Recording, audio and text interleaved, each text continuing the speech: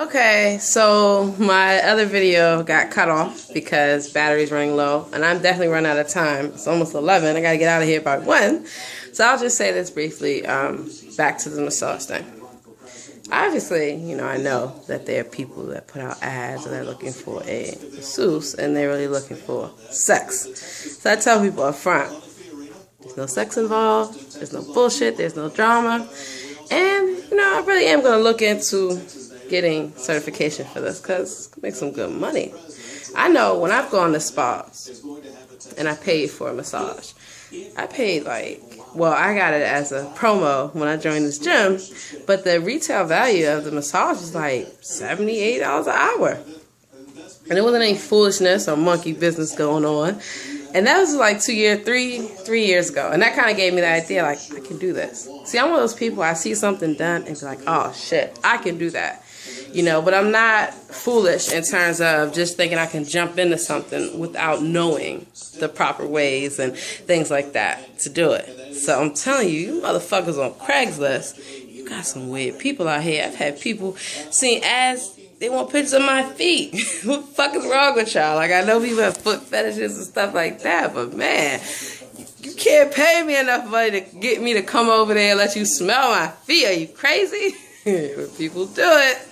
So back to that, and it's funny when I come to people's homes, or they meet me, they're just like, I'm very professional. Give them a nice massage. I have the music, I have incense, candles, everything. Why? Because it's a holistic approach.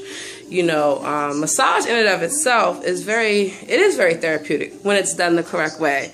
So I definitely, because I'm very athletic and outgoing in terms of, physical stuff, I know the certain points of the body that hurt.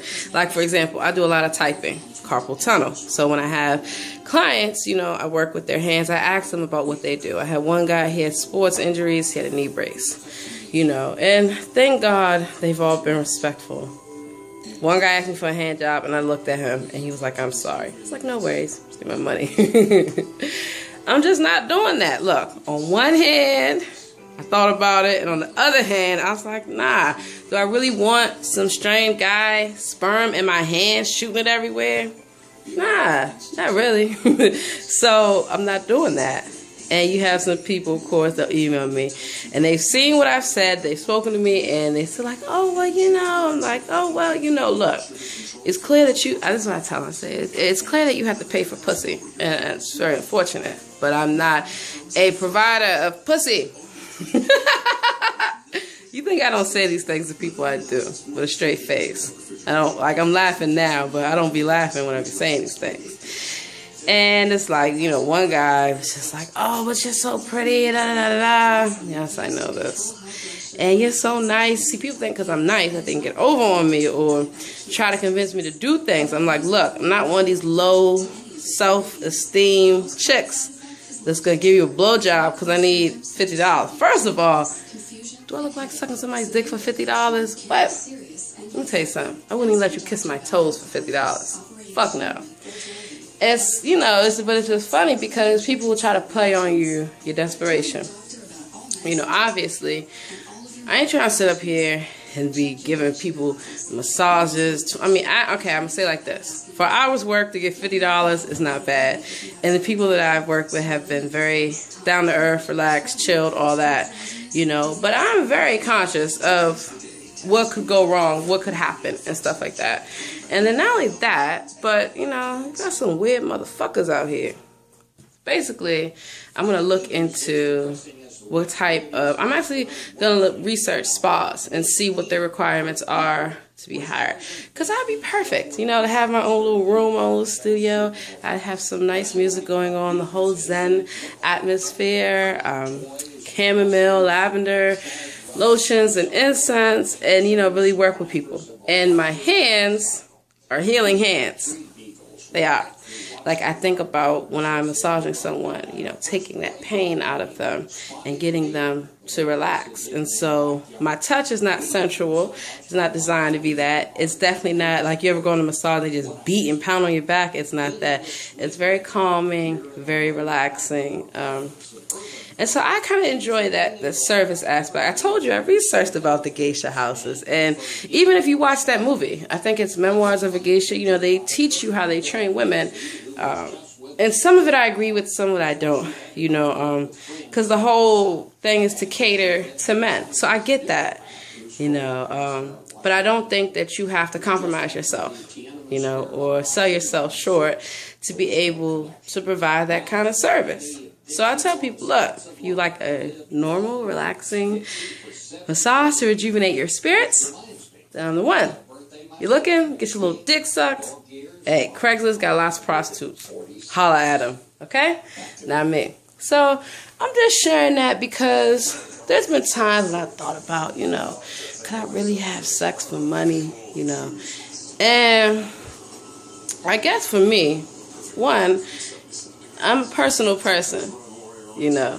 My husband, my ex-husband, I'm a nasty motherfucker. How you think y'all bitches got here? And who do you think really invented sex? Wasn't a man. But it's like, I'm private in terms of, I don't want people staring at my body. That's why I couldn't be a stripper. I could be a stripper. I'd be the best goddamn stripper because I could bust it wide open. But I don't want strange men staring at my body, trying to touch on me, feel on me, gyrate on me. I get enough of that just walking down the goddamn street. Trying to holler at me. I get tired of that shit, you know? Let me tell you guys something. If you see a lady that you think looks nice, there's nothing wrong with going up to her. Good afternoon. Just wanted to tell you, you look very nice today, and I hope you have a wonderful day. Let me tell you something. Unless a woman is a super bitch, well, I'm the super bitch, but you get what I'm saying. Unless a woman's just a total bitch or having a bad day or maybe just not in the mood, 9 times out of 10, she's not going to be like, get the fuck away from me, motherfucker. You know what I mean? You say it like that, and if you come up, hey, how you doing? You look good. Where you going, shorty? Light skin, red bone. Can I go with you? Get the fuck away from me. And that's usually what I'm saying too. You know, it's all about approach. And so a lot of these men, so-called men, don't realize the way you talk to a woman and you treat a woman and you make her feel is basically kind of going to reciprocate good vibes or bad vibes. So if you come at somebody professional, I'm not to say professionally, but respectfully, and you're genuine, and you're not trying to run a game or just be a loser, most women, they'll smile. And see how when I said, you know, you look very nice, have a nice day, that kind of thing, it's kind of like the person is expecting you next to hit on them, but you don't hit on them. You kind of move away. Now, sometimes this works and sometimes it doesn't. But for the most part, if the woman's intrigued, she'll want to see more about you. But if you give her everything up front, and if you're a fucking loser and you give her everything up front, then guess what? She's going to know you're a fucking loser from the very beginning. If she's intuitive.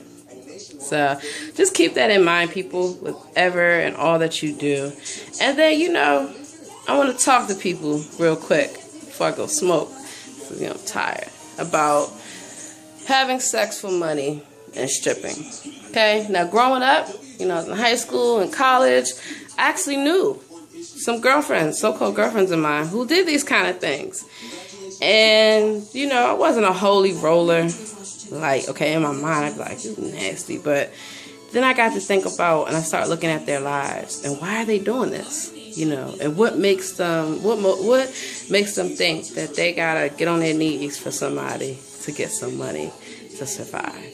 And part of it, you know, I actually looked at, you know, it's hard out here.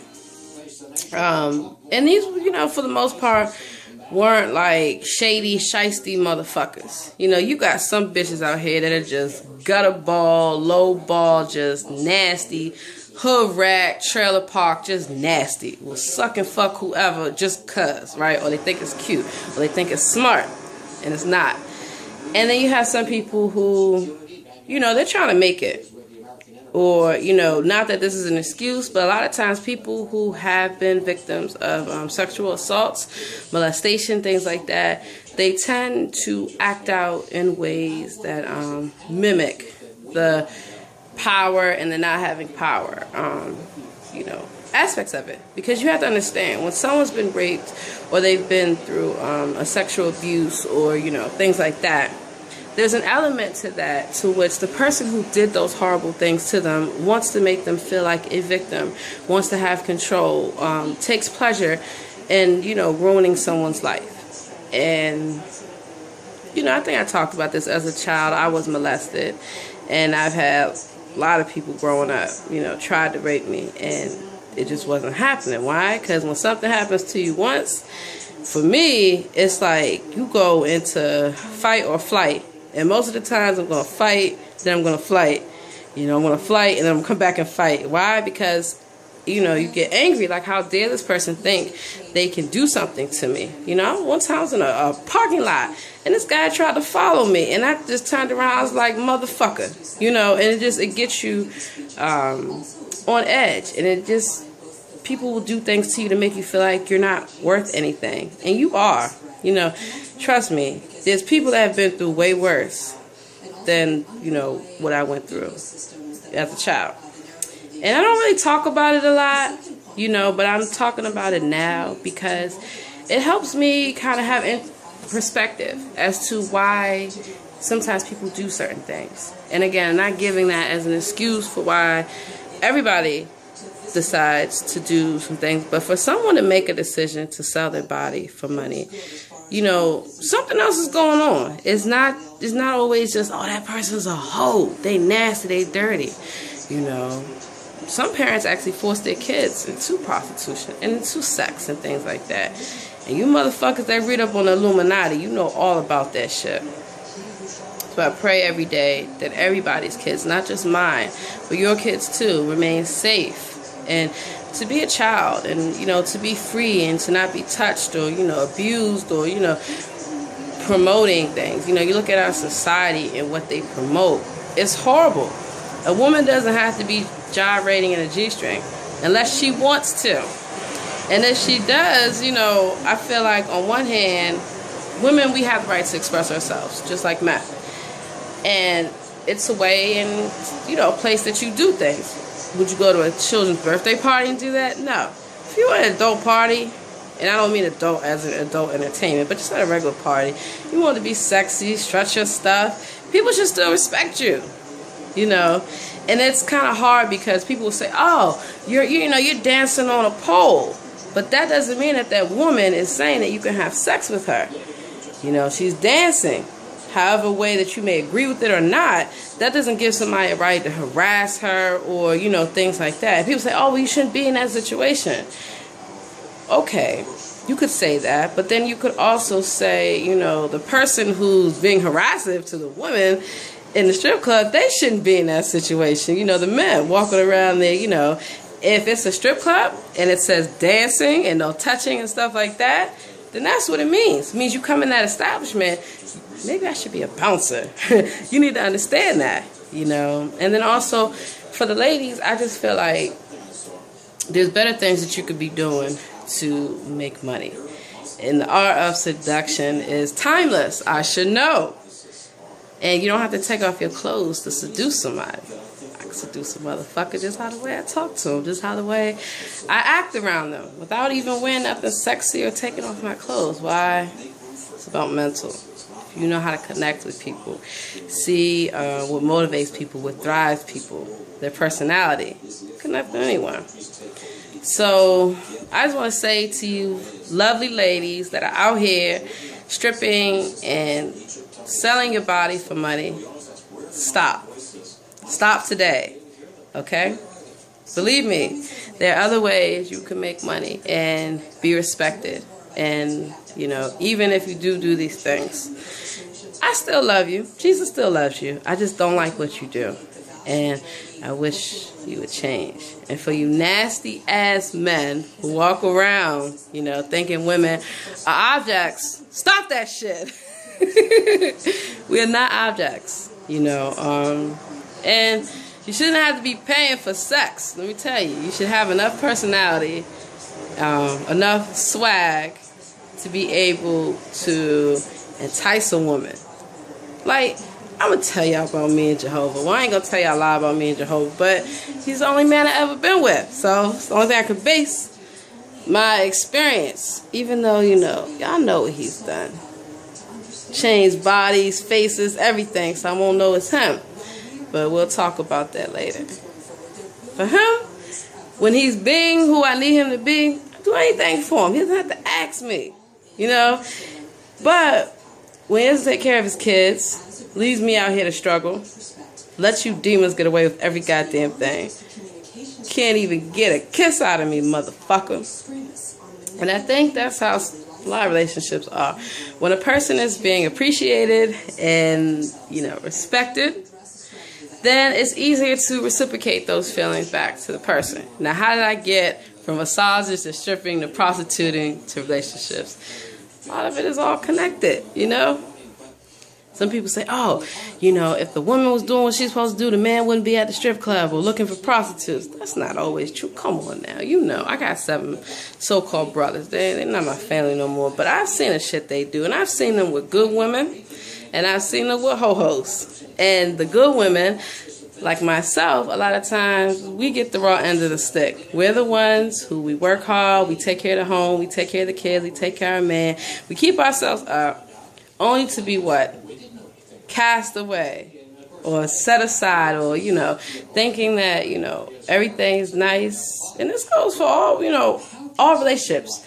I grew up around everyone, black people, white people, Spanish people, Asian people, African people. So I see the same commonalities between all cultures. And a lot of times it's the other way around. Sometimes it's a good man. And the woman decides, you know, she wants to do what she wants to do. Now, I can't say this about Jehovah. He had a lot of good aspects to him, you know. And I think in a lot of ways he's probably the only man on this earth that understands me. But at the same time, he doesn't appreciate me, he doesn't respect me. Y'all see how long I've been struggling? Since 2012. Haven't been with my kids, I've been homeless. Where has he been? So I'm supposed to magically believe at the end of the day, one day he's going to make things right. And it's hard. You know how old I am? 33 billion years old. Been with him for a long time. Been dealing with this shit for a long time. It's like, not doing it. And so, do I sometimes turn people away? Yes. Because it's a defense mechanism. When people have hurt you, you expect everyone to hurt you. When people have done bad stuff, you expect it. And when people themselves have done the bad things, you're like, well, how the fuck are you going to change? So, why Jehovah does what he does, only his stupid ass knows. Because I haven't done anything. I didn't wake up and say, I'm going to be the motherfucking devil. I'm going to fuck with everybody. No. I like to say, life is a bitch until you become one. And once I started seeing that not even my own family will respect me and appreciate me, kind of lost it. Only but so much a person could take. You know, luckily, I have made amends with my real family, and I know who my children are, and they know I'm their mother. But, for the rest of you motherfuckers, y'all ain't got shit coming. You know, I look at a lot of the videos and stuff, and just think back to 2015, 3 years ago. It's nice and just really, I could say naive. But if you would have asked me 3 years ago about demons and the devil and all this stuff, Illuminati, I'd have been like, what the fuck? I wouldn't even say what the fuck, because I really didn't cuss a lot unless I got mad. You know, what the fuck are you talking about? Nah, I remember one time I was over my old babysitter's house for my daughters, and the lady was like, yeah, I don't let my girls listen to Beyonce because of, you know, what she's really saying, and she worships the devil. And I was like, nah, that's not real. No, nobody worships the devil. Who would do something like that and sell their soul? Well, you know, YouTube. Started researching shit. And then, of course, you know, that was around the time I was working with a couple celebrities and a couple of public officials who we all know most of their names. Some of them I've made amends with, both sides, and some of you motherfuckers, chop your fucking head off.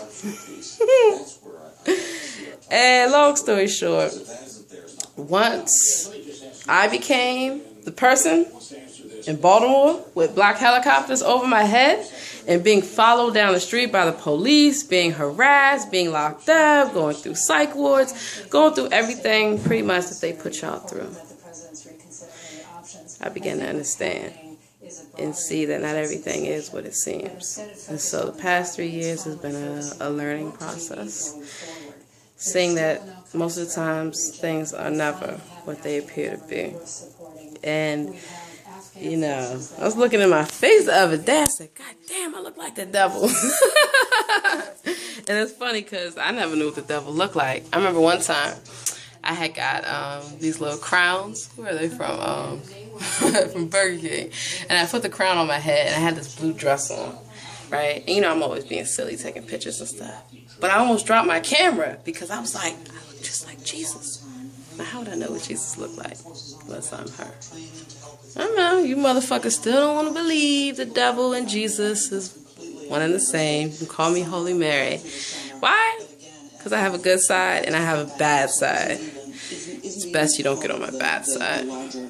And a lot of you motherfuckers have found your way on my bad side.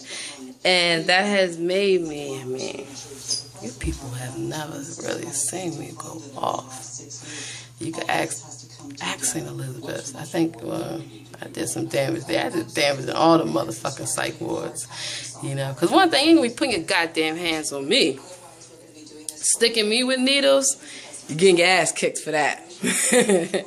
You know, and I just think about, you know, I was thinking about that the other day. I said, man, I ain't had to throw no chairs at nobody, spit, slap, punch, kick, you know, all that stuff in a minute. But it's funny because, you know, you ever seen a big-ass, grown-ass man get his ass kicked by somebody? I'm not even tall enough to reach the cabinet counters, mind you. You know, the top counters in your cabinet's not even tall enough for that. But I'll kick your ass. And I'm not gonna say I don't like fighting, because part of me likes to fight. But there's a bigger part of me that doesn't. I only fight unless I'm provoked or pushed. You know, it's kind of like you have to force me to fight. You call me a bitch, I'm like, I could ignore you. Be like, yeah, fuck you too, bitch. Or sometimes it's just, depending on what my mood is, I'll jump right on your ass. And of course, you keep getting locked up and all that good stuff. It's not worth it. But you have to defend yourself. So all this ties into defense mechanisms. So I may wake up, be happy, you know, chilling, making the most out of what's been thrown to me. And then boom, somebody comes trying to fuck with me. And usually it's not very good, because when you're out here with no money, no home, you're missing your children, nobody respects you, listens to you, you know, even the person you believe to be God does not do what they need to do, it will make you fuck some shit up, you know. And part of that is because you're tired of being hurt.